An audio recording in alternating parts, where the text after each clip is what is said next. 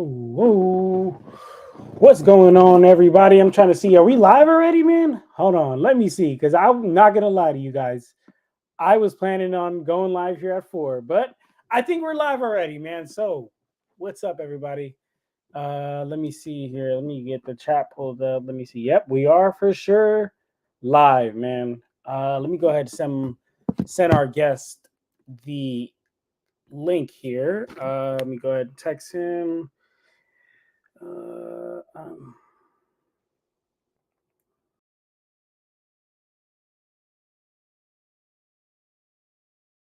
Jay, what's up, brother?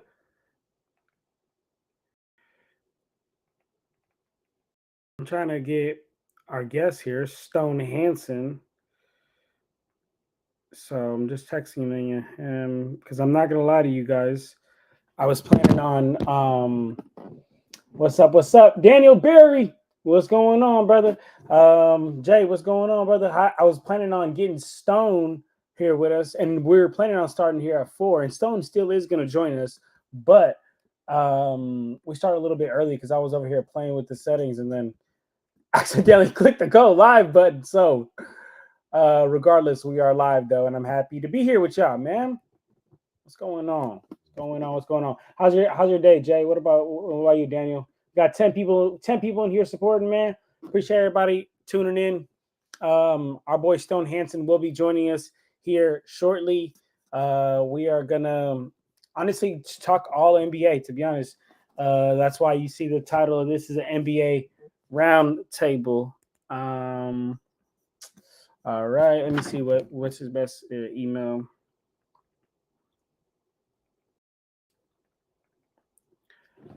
Boom, boom, boom, man. Jay, what's going on, brother? I appreciate you always showing love as always, Jay. Always sharing the channel. But I really want to talk. I'm not gonna lie, guys. Like I would love to get into Laker stuff, and as we always do, get into Laker stuff. But I also want to get into just the NBA in general, y'all. Like the Cavs still are 12-0. I'm gonna talk to Stone about this because, man, like I want to know, like, do y'all actually believe in the Cavs, or do y'all think it's because of the strength of schedule? What y'all think, Jay? What you think? I don't know if you gotten to watch many Cavs game. What's going on, Jeremy? How you doing, brother? Happy to have you here, brother. Happy to have you here talking some hoops with us on a Tuesday afternoon, depending on where you're at. It's about to be 4 p.m. for me, California time. Well, not California time, but just Pacific Standard Time, I guess. But if you've been to Cali your whole life, then it's California time, right? Let me send this link to Stone real quick. Y'all. All right. Stone, my boy. Boom. Got that sent to him. It's Wednesday morning. Man, brother, you right, Jeremy. You are right. My fault, brother. Intel, wow, what's going on, brother? Happy to have you here with us, man. Happy to see all you guys, man. I hope you guys ready for a lit stream. We really just gonna talk all of the NBA, to be honest, from top to bottom. In Australia, I was talking to Xbox, man. Xbox, he was giving me game, man. He was culturing, giving me the culture. I still got my name as Gerald on here, huh? I'm not Gerald. I aspire to be as great as Gerald, but I'm not Gerald. So let me switch my name to John there. But that's crazy, Jeremy. I can't believe it's 9 a.m. I thought you said you were waiting to get stoned. No. No. I'm not waiting to get stoned. I'm waiting for a stone. What's going on, Kurt? It's good to see you, my brother. That's hella funny. I just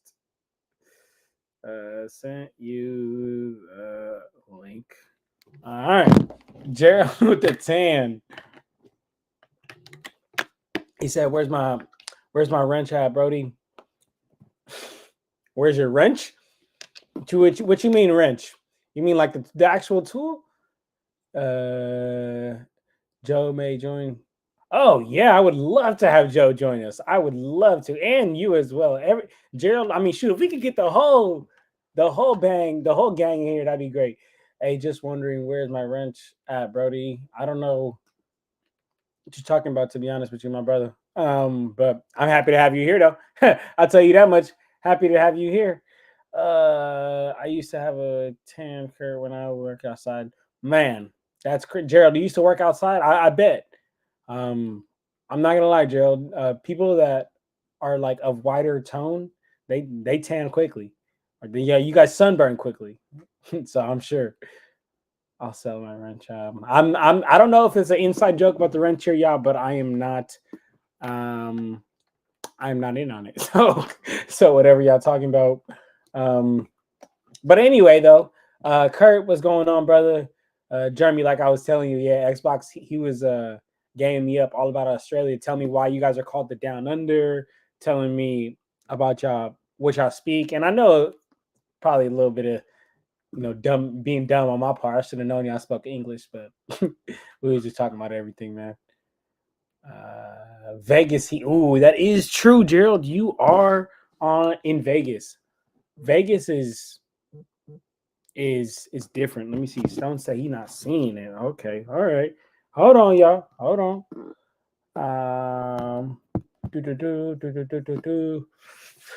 Stone say he not seeing it.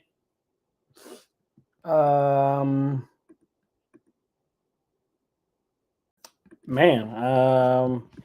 Anywho, bro, shoot, we got 17 people in the building, man. What's going on? Well, how's everybody doing it, man? Gerald, yeah, you are in Vegas. Vegas heat is different.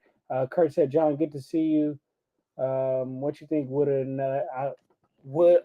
out another 4 weeks? That's honestly really, I mean, I would say it hurts us because at this point, I'm gonna take any help off the bench. But at the same time, I don't think that was gonna be a game changer. I don't think that was gonna change anything that we were doing. I mean, I don't think it's gonna change the trajectory of where we were going. To be honest with you, a lot of people, I've heard a lot of wood slandered to slander. To be honest with you, Gerald, what's going on, brother? What's up, man? I'm trying to get Stone on for you. Let Yeah. me get. Oh, thank you Let me. very much. Yeah, let me try and get Stone on for you. So, Stone, I'm gonna get you on just a second. So, Yep, Gerald will and then get you on, Stone. Joe's got to do a couple things. I will come on here in a sec to talk as well, but I got to make a couple calls. But let me go ahead and I'll get Stone on first, and I'll hang with you. But yeah, definitely want to be talking NBA. I was going to do an NBA observations at 5, but Reggae Joe had to reschedule. So I'm open for this evening. I'm not sure if we're going to do it inside sports fantasy football later tonight to let our viewers know that is still up in the air, but hoping we can get that done as well. But yeah, glad you came in. I totally forgot to preset this for you, man. So I blew it on the scheduling part, but I'm so glad that you came in.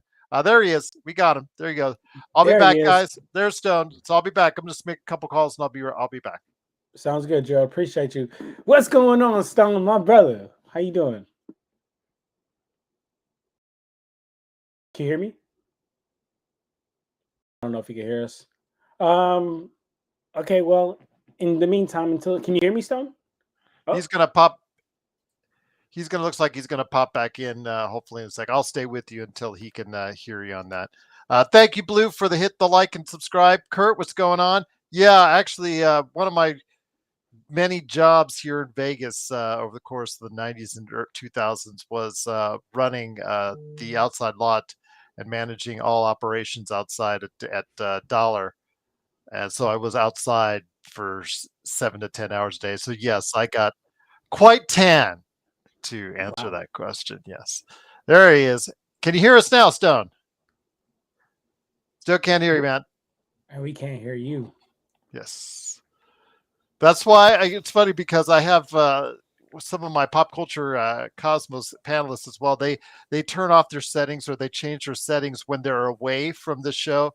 I never change the settings. Are you able to hear me now? There There we you go. go. Yes, Okay. yes. Rock on. All right, I'll be back, guys. Have fun. Appreciate you, Stone, my brother. What's up, bro? How you doing? How's it going? Going well, Stone. Had a little bit of a tough work day, but you know what? We're here now, and that's That's what what matters. matters. That's what Exactly. matters. Exactly. But my brother Stone, man. Since I don't know if you want to give us an update on how you're doing in life and whatnot, but if you're doing good, then we can get straight into the hoops.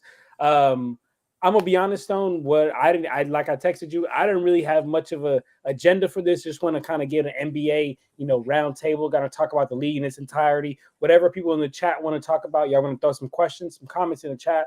Me and Stone will get to it. But I guess until we get that, let me start your opinion on the Cavs, Stone, because they're sitting at 12-0 right now. Been playing some really impressive basketball, but their strength of schedule has not been top of the league. So I guess want to get your thoughts on the Cavs and just the whole Cleveland so far. Yeah, this is a team I really like. I really like how they're constructed, but I think last year in the playoffs we saw that, at least to me, it became pretty clear they're best with one big on the court at a time. Like I think Allen and Mobley are both at their best when they're the sole big on the court. I don't think that will change this year in the playoffs. In the regular season, they've been killer so far, and Garland's been a big part of that. He's one of my favorite players, but as a closer, he's been huge for them, taking a lot off of Mitchell in that regard. But yeah, in the playoffs, I think it might be a different story, and I always sort of take the first 20 or so games of it for any team with a grain of salt. I know the Bucks are really struggling right now, and Cleveland's super hot. I Within 50 games, I don't think each of them will be on the same trajectory as they currently are. So I think you sort of have to take the first, like I said, 20 games or so with a grain of salt. But yeah, impressive stuff so far. I mean, they've 12-0 is a great start, and picking up those early wins really comes into play later in the season when you're trying to, scramble and fight for a playoff seeding and all that. So they're doing what they need to do, and I think it's looked impressive so far. Got you. And let me ask you a follow-up question on that, because you mentioned that, in playoffs, the two bigs have shown that they can't be on the court together.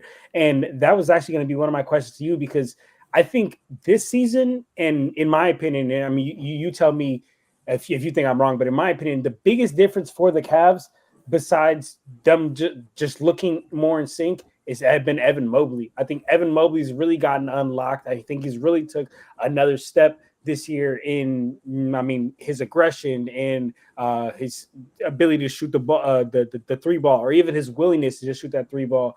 I think his defense has always been there.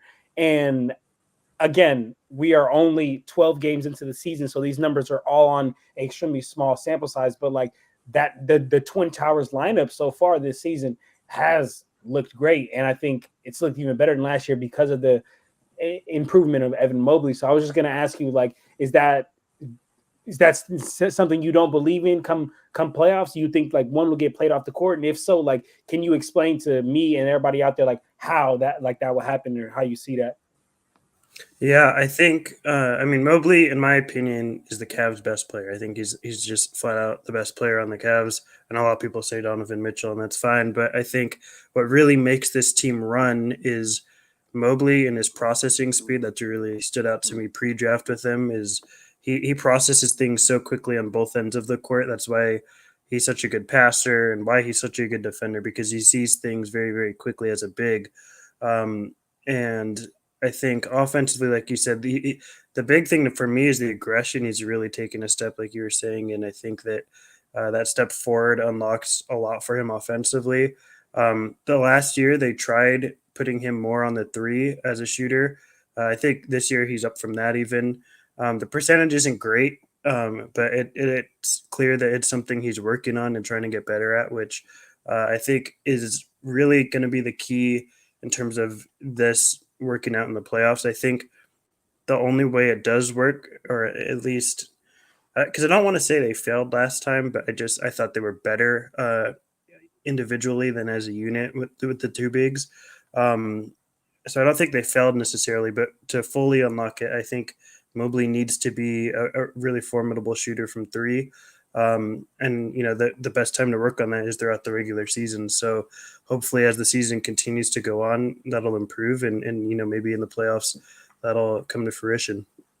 Okay, so and real quick, just want to acknowledge Cool Bro because Cool Bro's always getting bagged on when it's anyone else but me and Stone are here. So, what's going on, Cool Bro? Nice to see you, brother. Hope you had a good day at school or whatever kids do nowadays. But, uh, um, okay, so then I guess you don't have them as contenders. You wouldn't have them. I wouldn't have them as top tier contenders. I think they're in play. I'd probably have them as like second tier. I think for me, the Thunder and the Celtics are still top tier contenders. I'd probably have them in that second tier with like the Knicks and um, can't think who else off the top of my head. The Nuggets, maybe if everything were to click together. But those are teams that like could possibly, if every domino falls right for them, make it. But I think the Celtics and the Thunder are still the clear favorites for me at this point. Yeah, I'm gonna be honest, bro. I mean, and it's super unfortunate because we all are Lakers fans here, but I mean, most of us I would think are Lakers fans. But um, I been known that the Celtics were going to win a championship at the beginning of the when they got Drew Holiday. When it was Drew Holiday and Kristaps, and they had the ability to switch 1 through 5 and had the best wing and the best defensive backcourt. I was like, oh fuck, nobody's gonna be able to beat him in a 7 game series, and they are able to uh bring every player back, bro. I think that was one of the greatest things that they did, bro. And I think a lot of people are sleeping on, and a lot of organizations sleep on. They like you win a championship, you get your players poached because players teams all around the league want to get your players.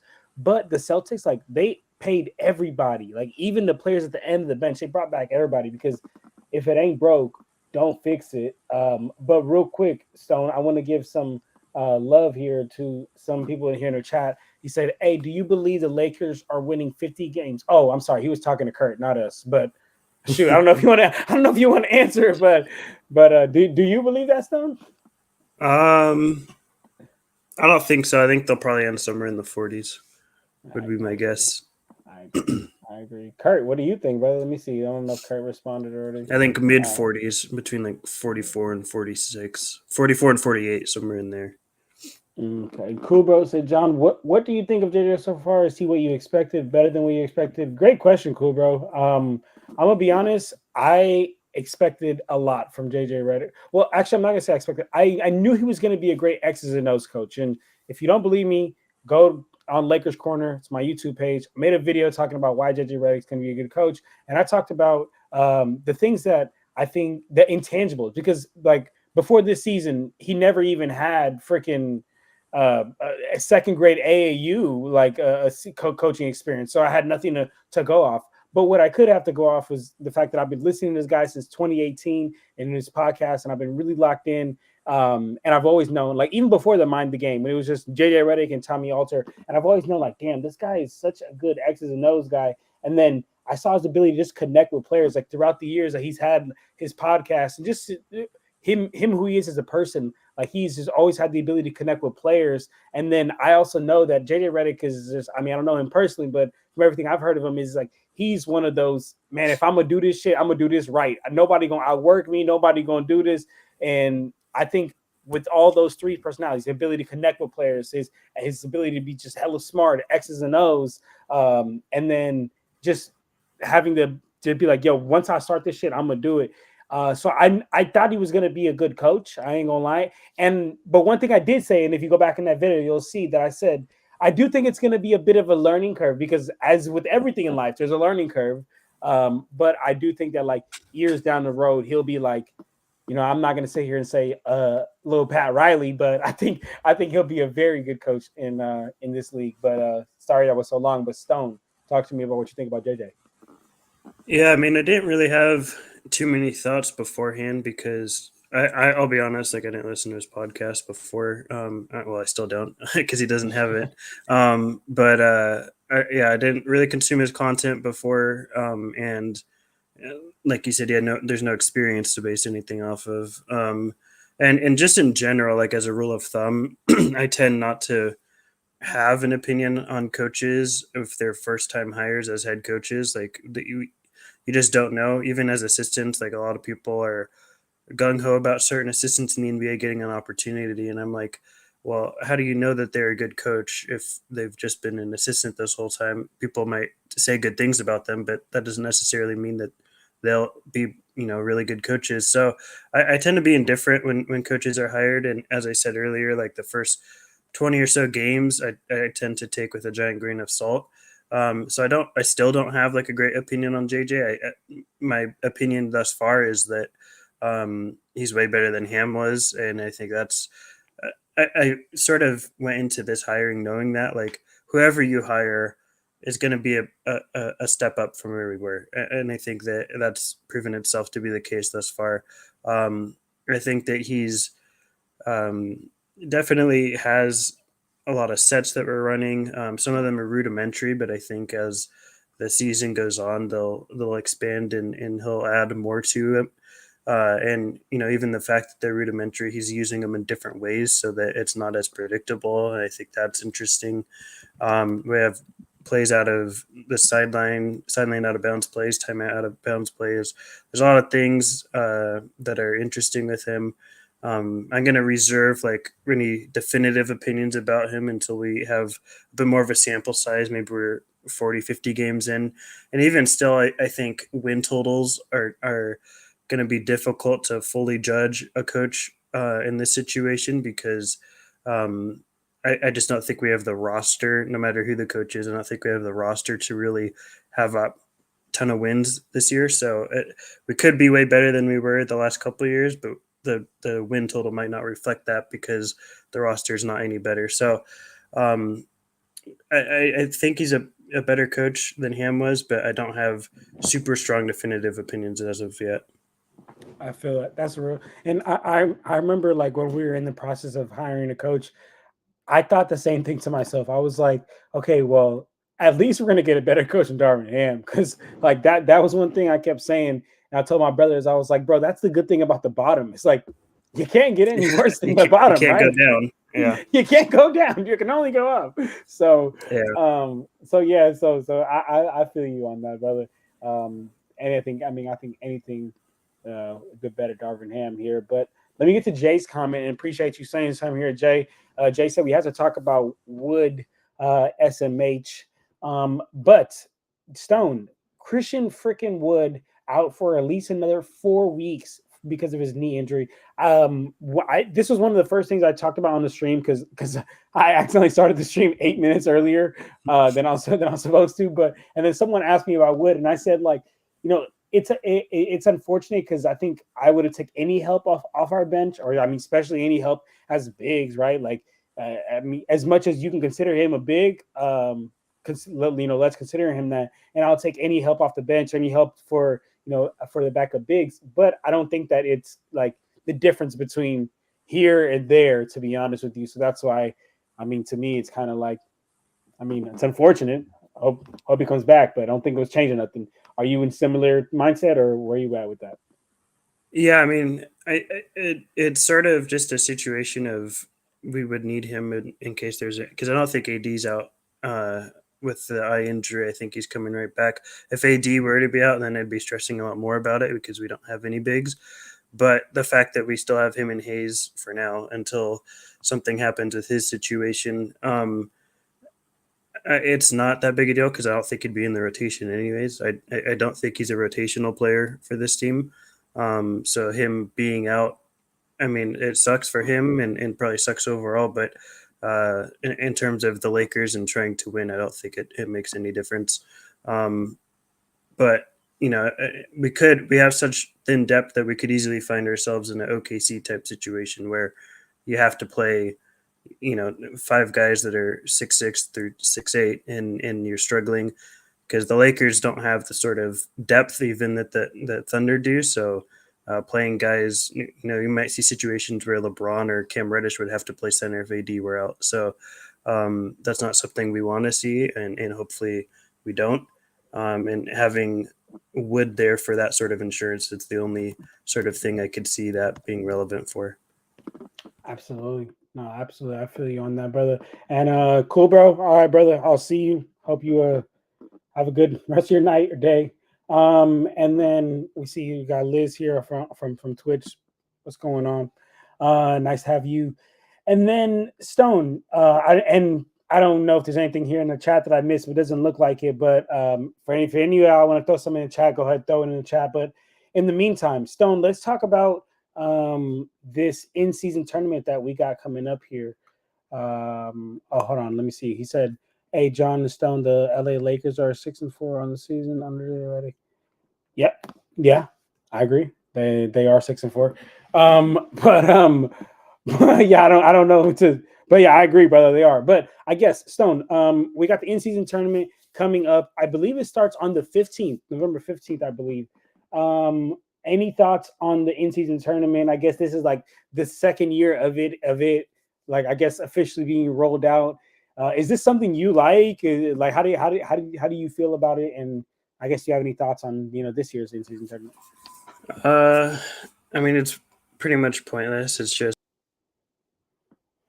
the only Yeah. thing I care about is the regular season games, the win losses. But outside of that, I mean, it's just a fancy name for this stretch of period for regular season games, and that's about it. Like I don't see any difference as to what it means or anything. I'm against all the tournaments so far that Adam Silver has installed into the league. I don't like the play-in tournament either. I couldn't care less that the in-season tournament is happening. I just care about wins and losses, and that's pretty much the only thing the in-season tournament is. And I'd rather even not go to the finals of the in-season tournament because that's one extra game that we have to play that doesn't count towards anything. Okay, that's real. Well, I mean, first of all, Gerald just schooled me up and said it starts tonight. So sorry about that, everybody. In-season tournament starts tonight. I just looks like the Lakers' first in-season game isn't until the 15th. But yeah, I seen somebody say something about it, the in-season tournament today that I resonated with so much. It said, "Yo, it's a meaningless trophy, and the wins are worthless, but I think it does add like a bit of like a flair or a bit of excitement because one thing that is true, and if the NBA is just looking at just trying to get eyes on the screen, like bro, them courts and like just the whole little style or theme that they do and just changing it up from the regular, I think it's really good. I'm not gonna lie, for as far as like viewership, and I think it just makes it fun to watch. But essentially, yeah, I agree with you. It is meaningless. Yeah, I have to remember that not every fan is like me, or you, where we're watching all the games as much as we can. Like most fans are watching, 20 games throughout the season, and if you're able to get their eyes on more of them throughout a condensed amount of time because the courts look cool, then I guess that's good for the league. But in terms of how I view it personally, I couldn't care less about it. I feel you. Totally feel you. Xbox, yes, it's me and Stone. We got pillow talk going on. And don't worry, brother. I will hope you enjoy work. Have a great time at work. Let me see. Joe said, "Where the hell is my link?" So let me send him the link real quick. Stone, if you want to talk to the folks while I send Joe this link, that would be great. Let me see. Looks like you guys are talking amongst yourselves. Giddy in-season tournament MVP. We don't want P. Giddy to win that. Standings matter. They should win. Yeah, I mean, that's the thing is that standings do matter. That's what I was saying. Like, I care about the wins and losses. I just don't care about the tournament itself. Like, I don't care about winning the tournament. And like I said, I'd rather not win the tournament because that means we played an extra game that's meaningless. Absolutely. Joe, I just sent you the link, brother. But no, absolutely, Stone. I am right there with you. I'd rather, especially with a 40-year-old LeBron James, I'm not trying to play an extra quarter. I just want to, I just want to do exactly what we got to do and just get out of here as quick as quick as humanly. We're gonna play possible. enough play-in games anyway, so There you go. There you go, brother. But all right. Oh, here it is. Here he is. What's going on, Joe? Big Joe. So we would prefer to limit as much activity as possible this season, correct? With the in-season tourney. It's just one more game where injuries or things could go wrong to me, and there's no point in winning it. I guess I'm still in the dark here on what exactly Adam Silver's trying to create here. How is this tournament gonna reflect the league in, let's say, 5 years? Is it going to be the continuous, useless tournament activity, or what? Is there something that's going to grow on us doing this? The only way that I could be more intrigued by it is potential further rewards from it, and instead of monetary. Like if you were to win the in-season tournament, wherever the lotto balls fall, you get like 3 picks higher than where it falls or something like that, where there's more team incentive built into it. But right now, the players getting extra money does me no good as a fan.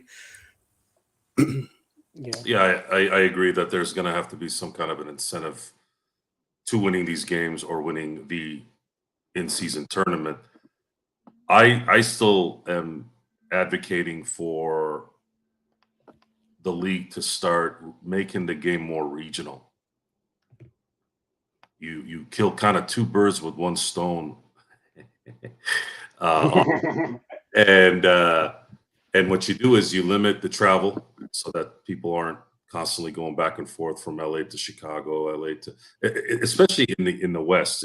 Not only is the West the most competitive, but you also have to deal with more travel because 2 of your teams are in Minnesota and in Memphis. Oh, and you also have New Orleans. There needs to be some kind of realignment, but we're not going to be able to get that until there's an extra team in here or an extra 2 teams, and then you can shift one of those teams back to the East. Minnesota, I'd say, would probably be maybe the one that you would keep versus New Orleans and Memphis. I've said that if you add the Sonics and a Vegas team, you move Memphis and New Orleans to the East. Then now geographically, you're starting to sit a little bit better on how that turns out. But as far as the Lakers are concerned here, I didn't get a chance to catch what you guys were saying up until the last 5 minutes. But you can tell the Lakers are really, really trying. And you can tell that JJ Redick has some skill. But the Lakers are going to have to figure out a miracle in terms of getting talent on this team while you can hope and pray that AD and LeBron stay healthy the rest of the way. It's just, are we asking for too much there? I think looking at it right now, it's true. I think that's the right diagnosis, and I think the way to address that diagnosis is by what you're saying, acquire more talent. But I don't think a route to that exists, at least to acquiring the talent to contention level. So I think that what we're asking is what should be happening, but because of mismanagement in the past, that the path to that just does not exist. We try to keep that path there because if we say what Stone Hansen says, then we might as well wrap it up. Correct? That's why I'm for wrapping it up as a team and just correct. blowing it up. Correct. Yeah. And it's good that Stone, and I'm sorry, John, if I hijacked your show here, but what? I'm gonna say one more thing, and then I'm gonna let you obviously do your thing. I'm just here, brother. This is your world. I'm living in it. Hey, how the hell did you know I did that, Mark? I didn't even tell you what I did today. Are you watching me, man? Anyways, I've been getting a lot of heat, Stone. I know you're here once every couple of weeks, but I'm getting a lot of heat. I'm getting a lot of heat from LeBron people who are not very happy with my LeBron sexualness. And Gerald and I have gotten a lot of flack about our assumptions of what this team is going to be. But there's so many that are hanging on, right? They're winning all their home games, and it's giving them that hope, that Tierre Brown hope, the Ramon Sessions Hope. For those of you who don't know what the hell I'm talking about, these are past players that the Lakers had. Probably some of you guys were so young you don't remember. But we remember how I remember vividly that when there was discussions about acquiring these players or having them on the team, Laker fans tend to be very, very in love with talent on their team. But here's the other part, Stone. Here's where that kind of got pied in our face. What's happened with guys that the Lakers have let go? Look at depends on the player. Look at the Jay Huffs. Look at the Scottie Pippen Jr.'s. Now, I'm not saying those guys are going to be title contender talent for us, but there's an argument there that maybe the Lakers have been bad at not letting things stay a little bit. For sure, the Caruso thing was a gigantic mistake, but we're looking at what's likely to be inevitable, which is not being able to win it all, which is the whole point of having LeBron and AD on this team. So with that, I've tried to say I'm going to go by each game, analyze each game, kind of stay with that so that we are not in dread mode all the time. You're here every couple of weeks. So if you bring the dread, it's only a couple of weeks, every couple of weeks. I like how you do things. I work in an environment in my head that's more like Stone Hansen. And I have friends that do that as well. And we're all very, I'm sorry to say this, folks, we're very efficient at what we do because of that.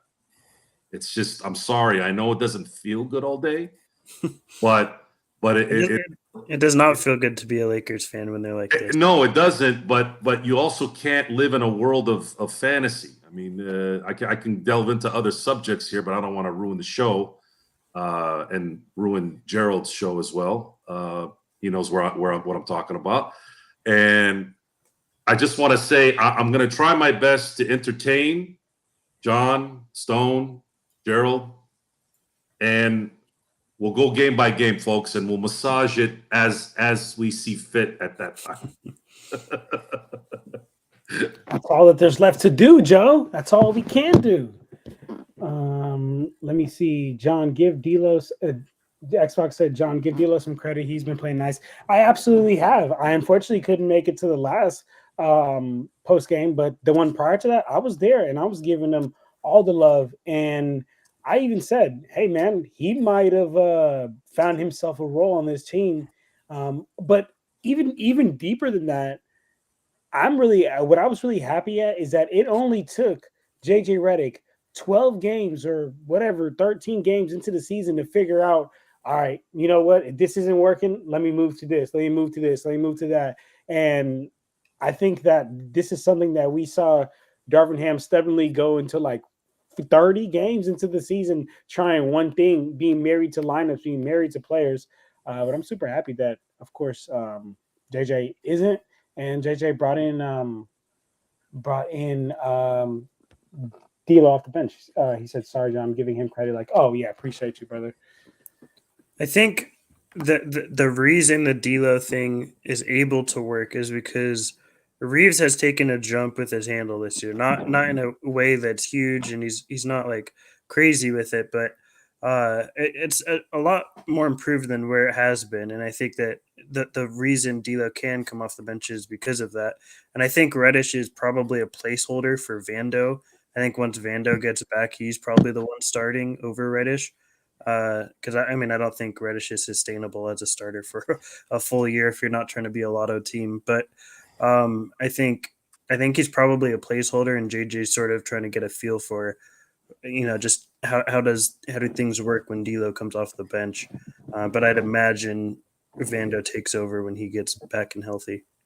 Question though, Stone, because you say if we're running a Cam and a starting lineup, we're a lottery team, but I feel like I could say the same thing if we're running Vando. I mean, he's probably better on the defensive end, but like 100 times worse in the offensive end. I mean, Cam sucks in the offensive end. Please don't think I'm trying to that's what I was going to say. I don't think they both suck. Both are terrible. I think Vando for me is like, if you use him properly, I think he's an all defensive caliber type player.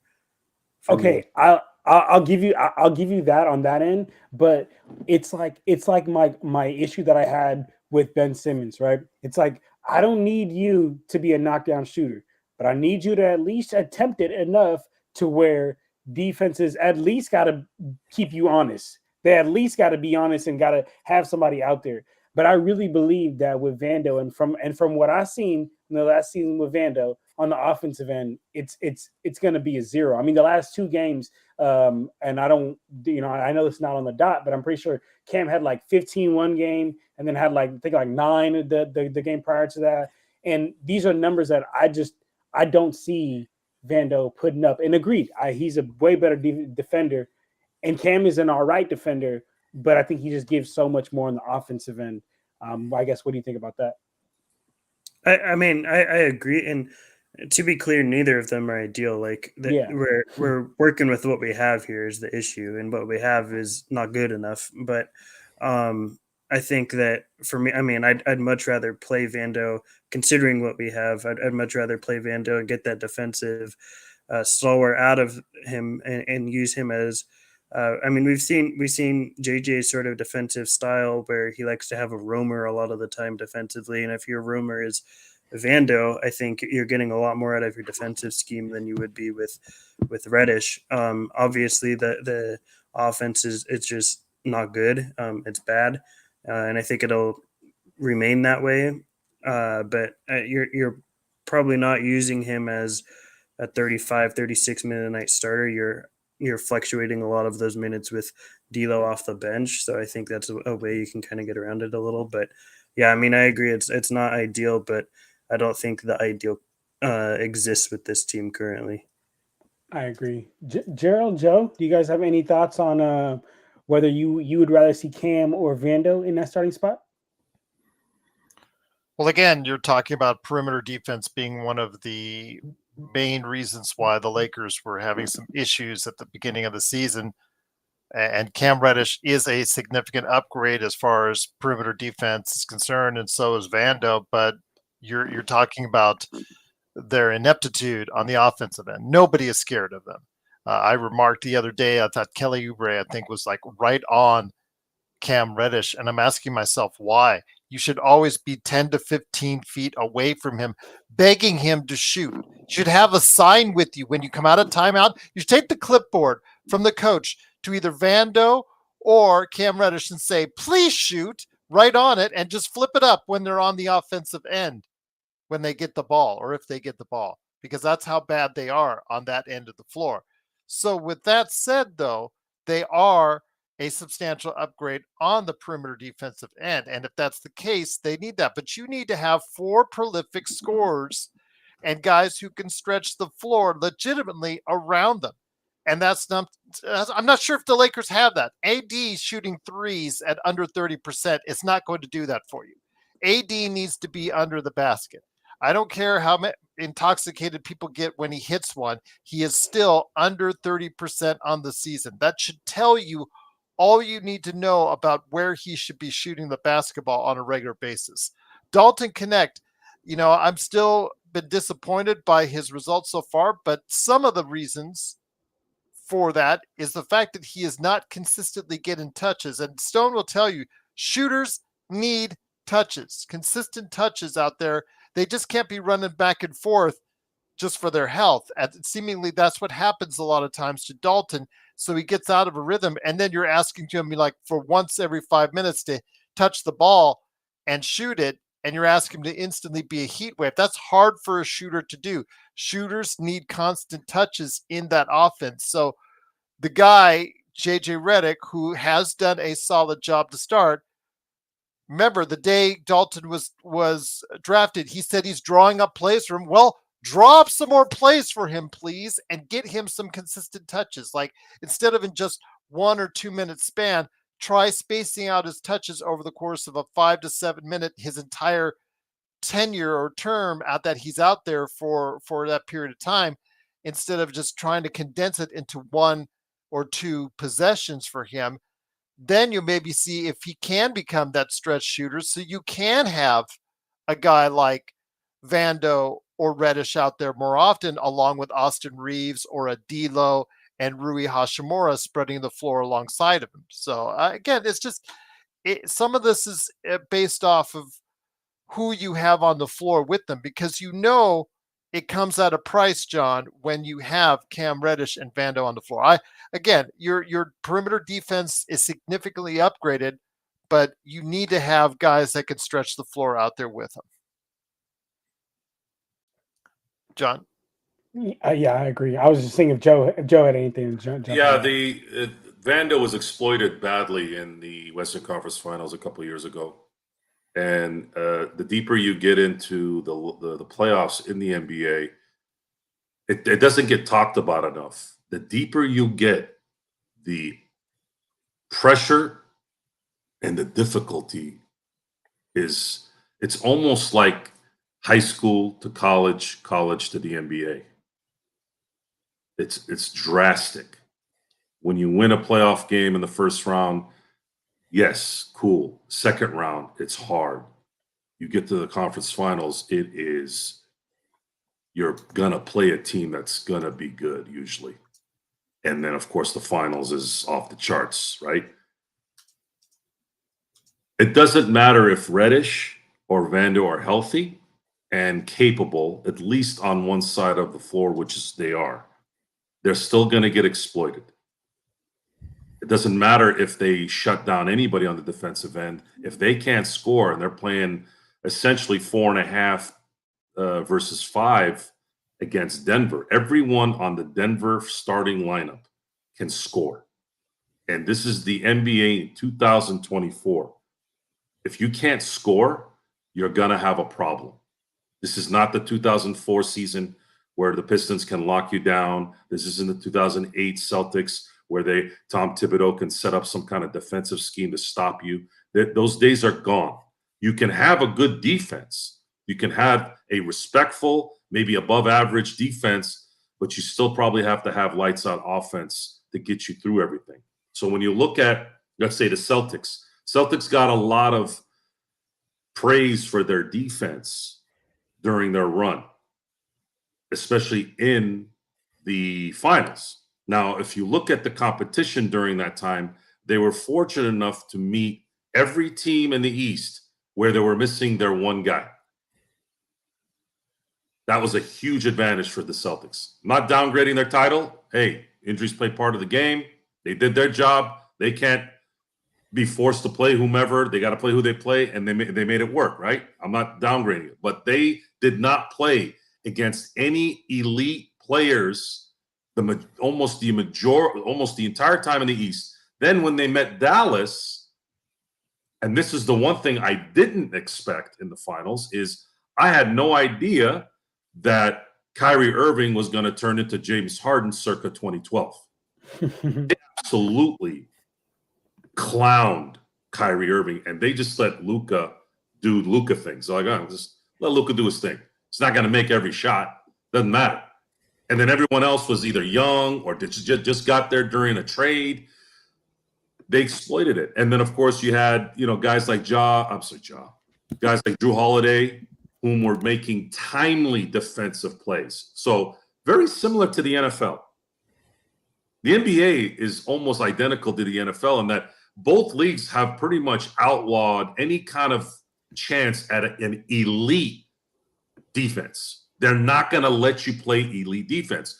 Handshaking, the aggressiveness, they don't want it. They don't want it.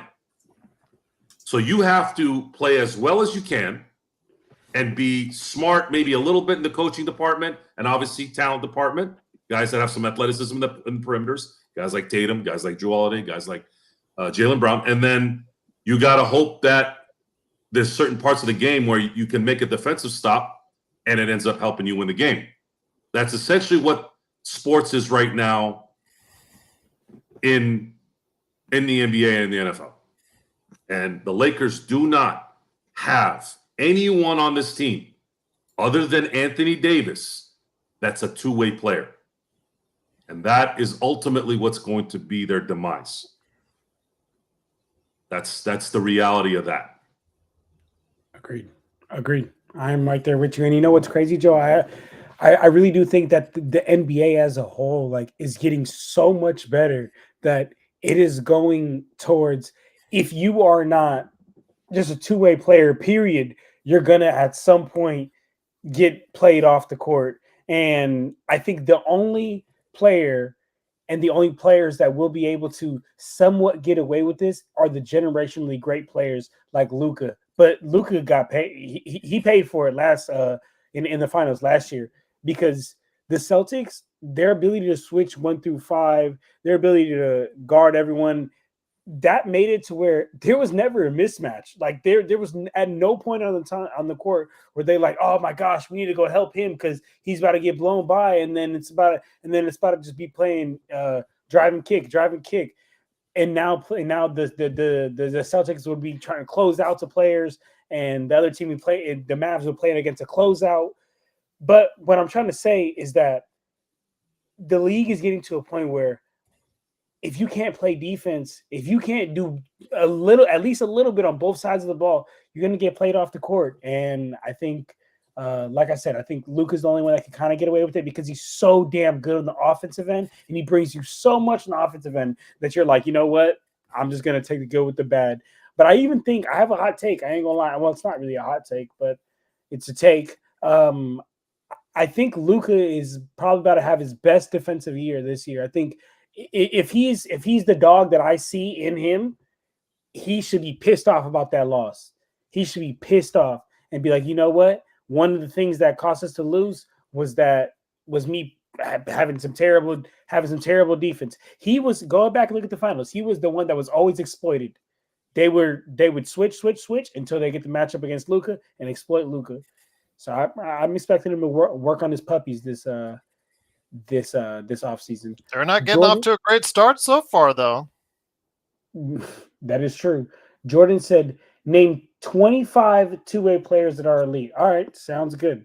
Give me a second here, brother. How about No, Max Christie, number one. No. I'm talking to Jordan right now. No. Look, elite is rare. That's as rare as an MVP. No, that's not what we meant. We meant the ability to score and play defense, not elite. The last elite two-way player was Kawhi Leonard. We're talking. Sorry, go ahead. Giannis, maybe. Oh, I'm sorry, Giannis. Giannis right now, and then Kawhi Leonard. Yes, I'm sorry, I forgot. Jeez, that was a bad one. So yeah, Giannis and Kawhi Leonard. Those are the elite two-way players. Those are rare guys. Well, all we're asking is, the question should be, can Reddish, let's say Cam Reddish and Jared Vanderbilt, and the reason why we're picking on those two is they're the only two players on this team that can play defense.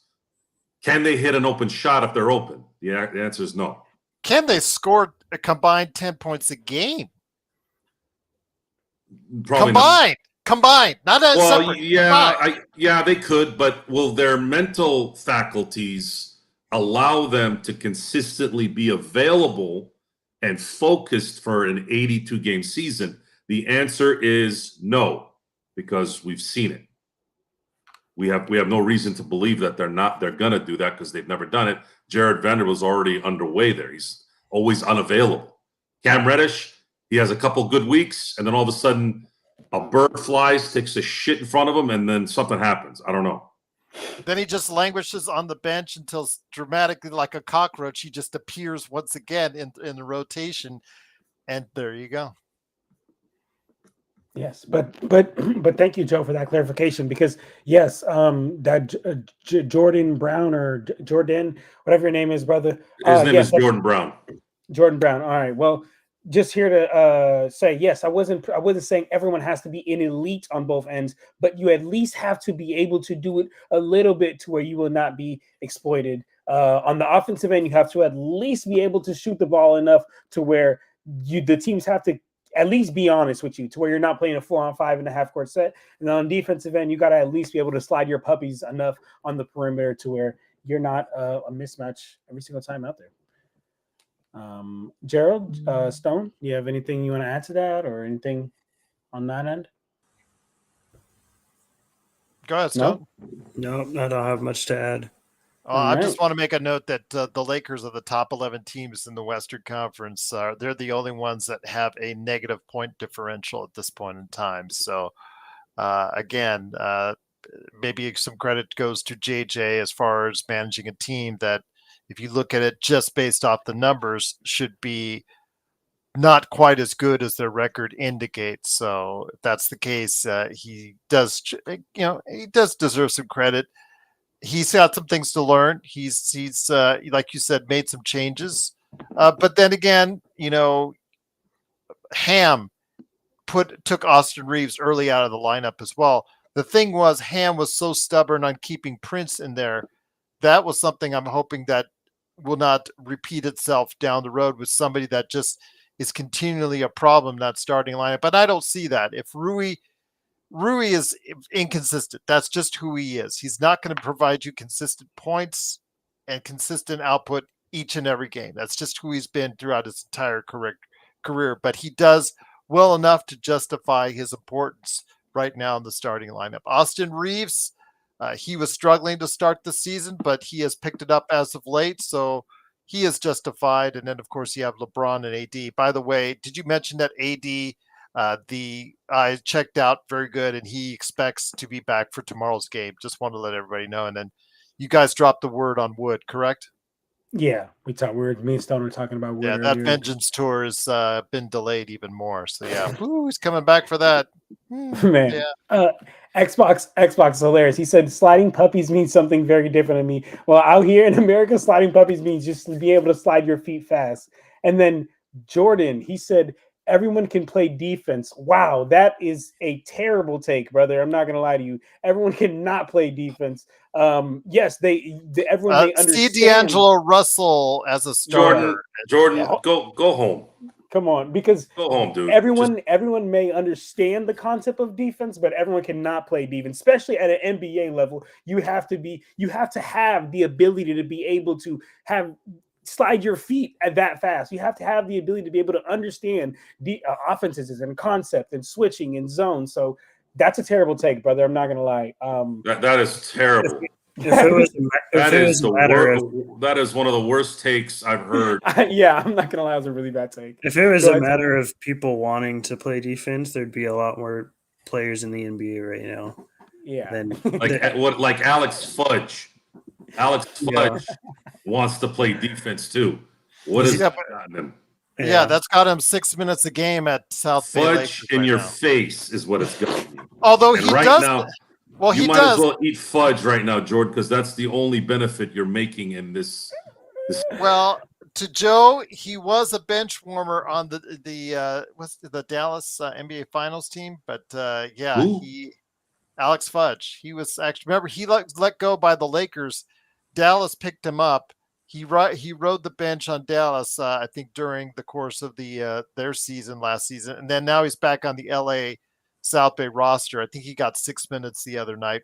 You have no idea how happy I am for that. Yes, exactly. We're thrilled. Defensive I'm stopper. going to go eat fudge to celebrate. Yes. Fudge. What about but I thought Bronny was our defensive stopper. If he wants to be. You couldn't just according to Jordan, right? If he wants to be, he can do it. You couldn't just sit to the topic. You couldn't just stick with the topic. You have to bring that up. Of course. That was actually hilarious. That was actually hilarious. I know how much it accepts you. What? Oh man.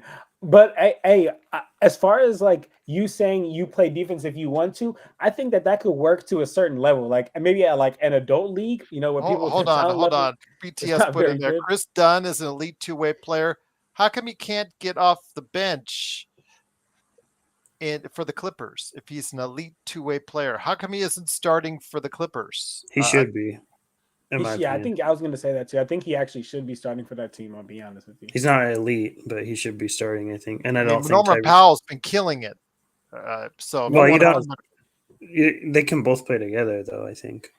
With Harden? Mm-hmm. And start Norm at the 3. Okay, because Zubats is getting every rebound. I think he's leading, or he's in the top 5 in rebounding.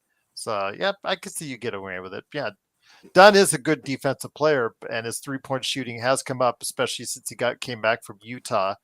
But does he have that scoring mentality to average above 10 points, 15 points a game? Because you've got Jones No. in there right now, I think, Jones Jr. Yeah. Yeah. I mean, I was never a huge Chris Dunn fan, to be honest, but he's a pretty solid defender. He's not a great shooter, and I think he's a pretty good passer. But yeah, I mean, for this team, who in my opinion is probably lottery bound, I'd be starting him. I'd be starting the 5 best players on your team, regardless of position, if I'm the Clippers, because the more they show out, that's the more trade value they have. All right. Well, Jones has been playing pretty solid for them. In fact, actually, right now they are 6-5, so they're actually above what I thought. I thought that news with Kawhi, John. I thought once you got the news with Kawhi, I thought that was their season was like over and done with. So at That's least the 5 playing. I'd be starting too, with those 3 guards and then Jones Jr. and Zubac. But I'm not the coach of the Clippers. Joe, do you want to speak on what your comment here to Jordan?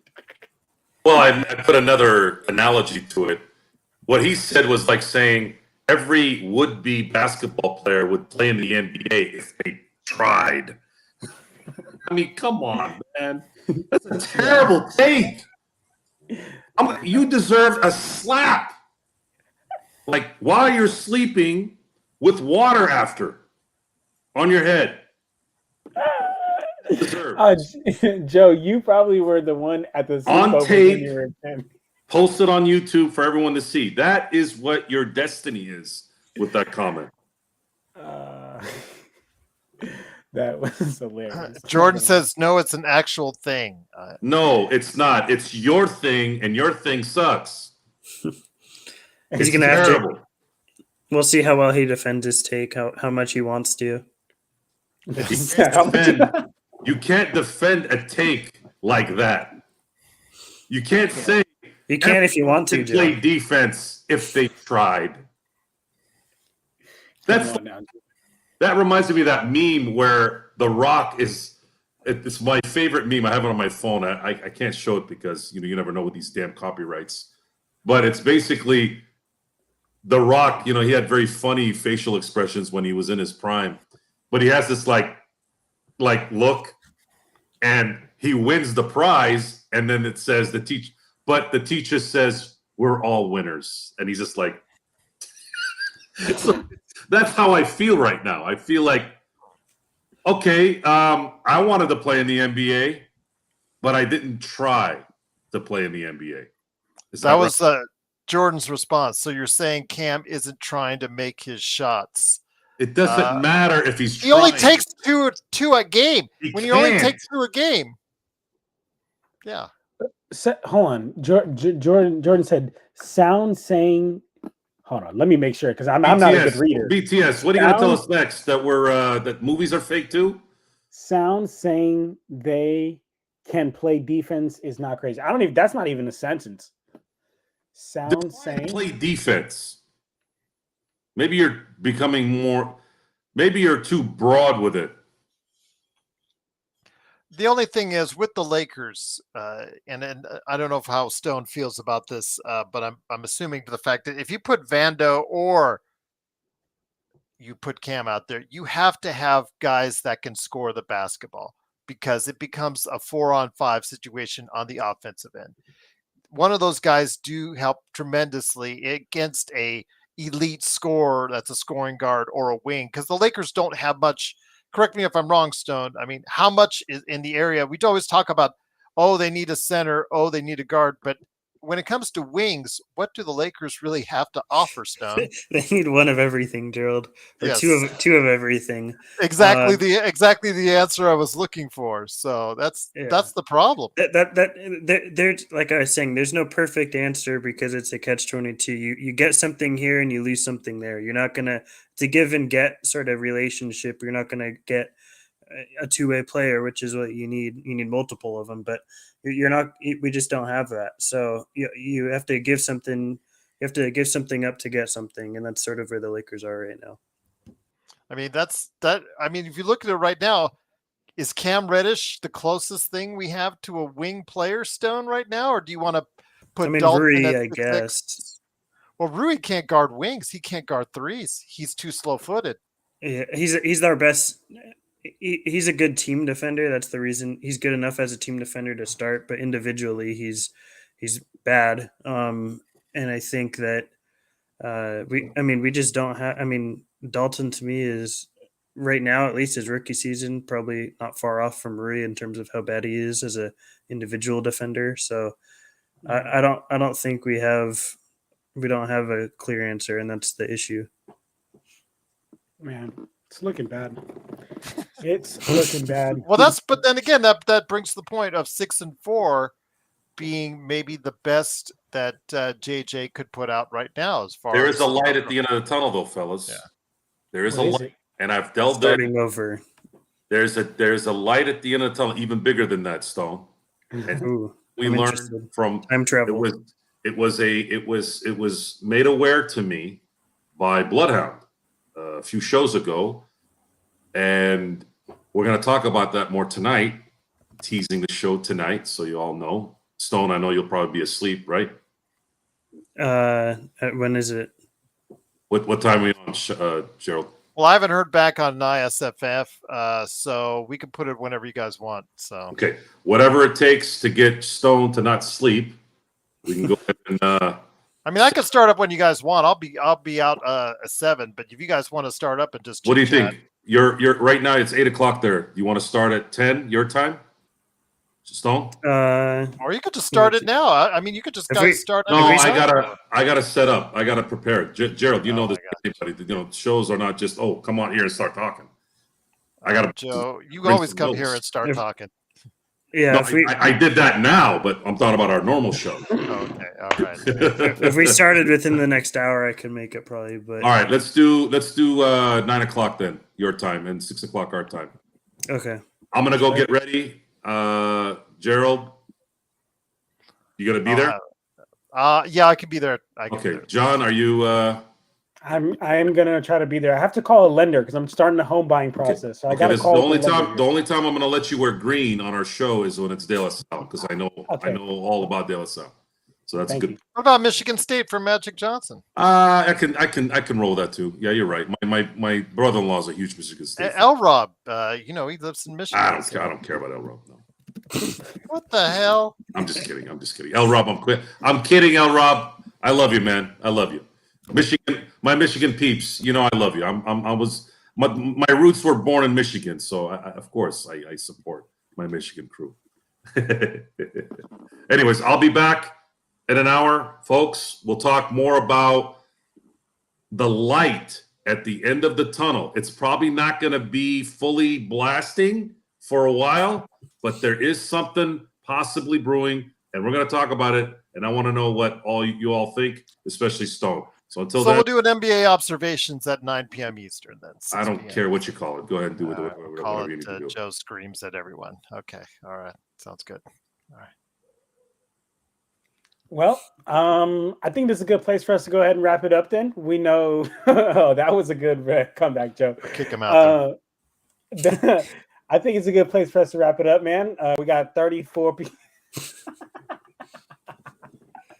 He just goes on the camera. 34 people in here, man. I appreciate everybody in here showing love, supporting.